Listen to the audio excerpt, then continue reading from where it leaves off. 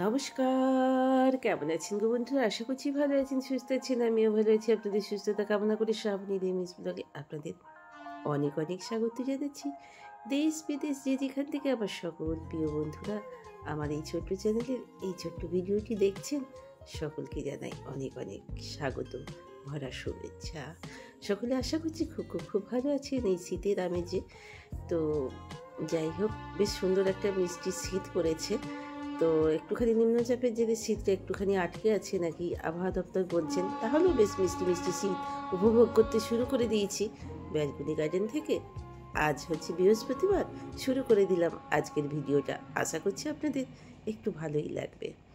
আজকে বৃহস্পতিবার, ঝাঁটপালাটা দেওয়া হয়ে গেছে।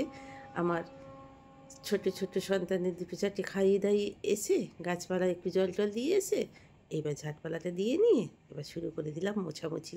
পাঁচুবাবুকে ওদিকে যা পেরেছি ঝালের ঝোল ঝোলের ঝাল করে খেতে দিয়ে দিয়েছি। পরে আবার আমাদের রান্নাবান্নাটা হবে। বাবি যেহেতু ব্রেকফাস্ট করে বলেছে অফিস যাব, ওই যে বাচ্চাবাবুকে খেতে দিয়ে দিয়েছি। বাচ্চাবাবু খেয়ে অফিস চলে যাওয়ার পর আজকে রেসিপি বানাবো একটু শিমের। তো দেখা যাক, শিমের দুপাশটা একটুখানি কেটে নিচ্ছি।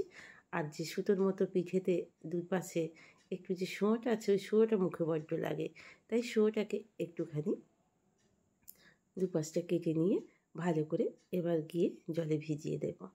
জলে ভিজিয়ে দেওয়ার পর এবার নিজেকে দেব একটুখানির জন্য টাইম। কি বলুন তো, এই সকাল থেকে একটু চা জল খাওয়া হয়নি, খালি পেটে ওষুধটাও তো আছে। তো চলুন খালি পেটের ওষুধটা খেয়ে নিই, খেয়ে নিয়ে একটু চা খেয়ে নিই। বাচ্চাবাবু আজকে না, কি বলুন তো, চা খেতে চাইনি, বললে একেবারেই ভাত খেয়ে নেবো। এক একদিন আমাদের মানুষদের একটু ওলট পালট নিয়ম হয়েই যায়, কি বলুন বন্ধুরা? তো রাত্রের খাবার দাবার একটু চাপ থাকলে মনে হয় সকালবেলায় চাটা খাবো না। নিজেদের শরীরের লক্ষ্যটা আমাদের নিজেদেরই রাখতে হবে, কি বলুন বন্ধুরা? সংসার করতে গেলে বুদ্ধি আর গুণ দুটোরই কিন্তু প্রয়োজন হয়, তাই না বন্ধুরা? রূপ বা শিক্ষাগত যোগ্যতা দিয়ে কিন্তু আমাদের সংসারটা চলে না। আসলে কি বলুন তো, শিক্ষাগত যোগ্যতা আর রূপ সেভাবে কিন্তু কার্যকরী হয় না আমাদের সংসারে, বা প্রয়োজন হয় না। বুদ্ধি আর গুণ দিয়ে সংসারটাকে করতে হয়। চারপাশে দেখি একসঙ্গে সংসারে অনেকগুলো ভাই আছেন, কিন্তু পড়াশোনা শিখেছেন সবাই, কিন্তু এই বুদ্ধির জন্য একজন এগিয়ে গেছেন অনেক দূর। বুদ্ধির জেরে পড়াশোনার সবাই সমান শিখেই, আর একজন পড়াশোনা শিখেও নির্বুদ্ধিতার কারণে অনেক পিছিয়ে পড়েছেন। তাই কি বলুন তো, বুদ্ধির জোরটা অনেক বেশি। আমি তো সেটাই মনে করি। সংসার করতে গেলে তাই রূপের থেকে আমার মনে হয় বুদ্ধিরটাই অনেক প্রয়োজন হয়। তো বুদ্ধি করেই সংসার করতে হয়। নিজের শারীরিকই বলুন, অর্থনৈতিক পরিস্থিতিই বলুন, চারিদিকে পারপাস সংসারে যে কোনো কিছুটাই বলুন। তো যাই হোক, তারপরেই ছেলেটা আমার বাজার থেকে চলে এসছে। এই যে কাটাপোনা মাছ বেশ কিছু একেবারে নিয়ে ফ্রিজেতে স্টক করে দেব। তো আর আমাদের জন্য নিয়ে এসছে, আমি বলেছিলাম চারাপোনা মাছ নিয়ে আসতে। এই চারাপোনা মাছগুলো একটু বেশ বড় বড় সাইজ, এমনি দোয়াদ্দা করে দেবো, লেজা মুড়ো করে দেবো। এত বড় মাছ আর এই শীতকালে না খেতে ইচ্ছা করে, জানেন তো? শীতকাল ছোটো দিনের বেলা তো, কি বলুন তো, একটু যদি ঘুমিয়ে পড়ি কিরম বিচ্ছিরি একটা বিকেলের দিকে ঢেকুর ওঠে।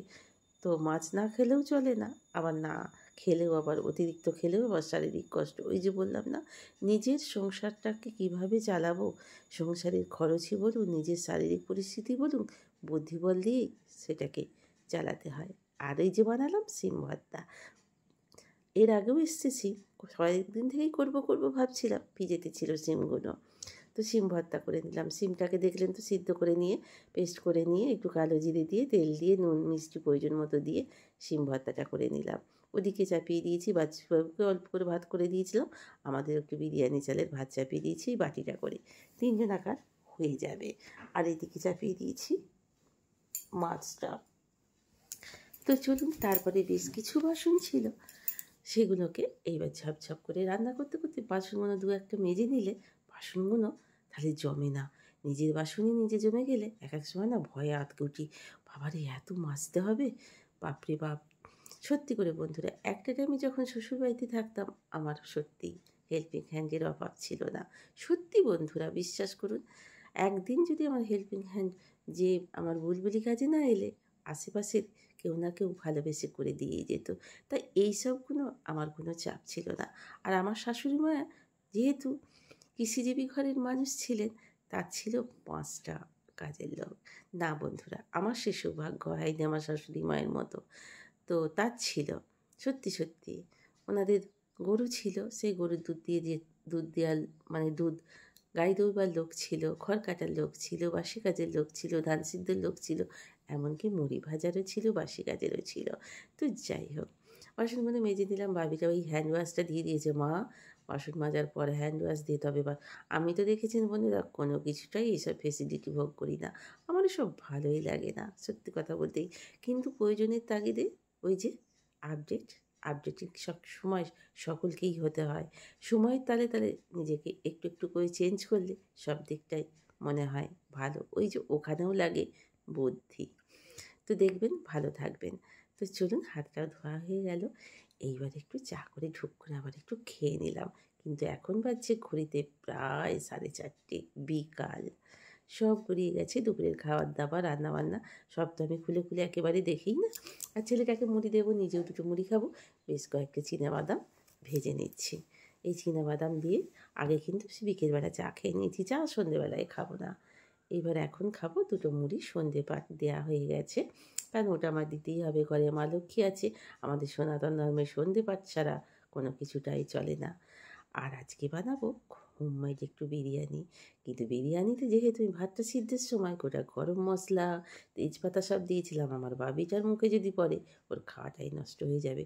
তাই জন্য ভাতগুলোকে খুঁজে খুঁজে তেজপাতা আর এই গোটা গরম মশলাগুলোকে ফেলে দিচ্ছি, জানেন তো। আসলে ছেলে মেয়েকে খুশি করার জন্যই তো আমাদের এইগুলো মা বাবাদের। তাই জন্য ওরা যেটাই ভালো লাগে সেটাই করা উচিত। আর সকাল থেকে চিকেনটাকে ম্যারিনেট করে ফয়েল পেপারে মুড়ে একেবারে ভিজে রেখে দিয়েছিলাম। দেখেছেন কি ভালো লাগছে। আর এখানে একটু পেঁয়াজের বেরেস্তা বানিয়ে নিচ্ছি। পেঁয়াজের বেরেস্তা দিলে খেতে অনেকটাই বেশ সুন্দর লাগে। চলুন আজকে আমি আমার মতো করে হোমমেড একেবারে কোনো কিছু না দিয়ে একেবারে বিরিয়ানিটা করব। একেবারে এটা হেলদিও হবে, বাড়িতে আপনি সপ্তাহে 3 দিন 4 দিনও করে খেতে পারবেন। তো আর বেশ কিছু আবার সন্ধ্যের যে চায়ের বাসনপত্র ছিল সেগুলোকে ঝপঝপ করে মেজে দিলাম, ছানটা টানতা সব মেজে রেখে দিলাম। আর এখানে চিকেনটাকে একটু বাটার দিয়ে গরম করে নিয়েছি, ডেচকিটা চিকেনটা দিয়ে দিলাম, গোটা পেঁয়াজ কয়েকটা দিয়ে দিলাম, একটা আলু। এইবার ভাতগুলোকে ওপর থেকে দিয়ে দেবো। আর একটু দুধে গুলে একটুখানি হলুদ ছিটিয়ে দিয়েছি, কেমন লাগছে দেখুন। আর আদা দিয়ে আটা মাখা দিয়ে একটু কোটিং করে দেবো। বেশ খানিকক্ষণ হবে, 1 ঘন্টা মতো। তো এই দেখুন খাওয়া দাওয়া পর্ব শুরু হয়ে গেছে। এতক্ষণ পর্যন্ত যেসব বন্ধুরা আমার সাথে ছিলেন, পাশে ছিলেন, আপনাদের অনেক অনেক ভালোবাসা জানিয়ে আজকের মতো শেষ করলাম। বিরিয়ানি মানেই তো সেই গানেতেই অর্ধেক ভোজন হয়ে যায়। তো সকলেই দাও দাও দাও দাও, তাই সুন্দর করে ফটো তুলে দিলে আপনাদের দেখাতে পারলাম না। খাবো খাবো খাবো খাবো বলে চলুন আজ এই পর্যন্তই। ভালো থাকবেন।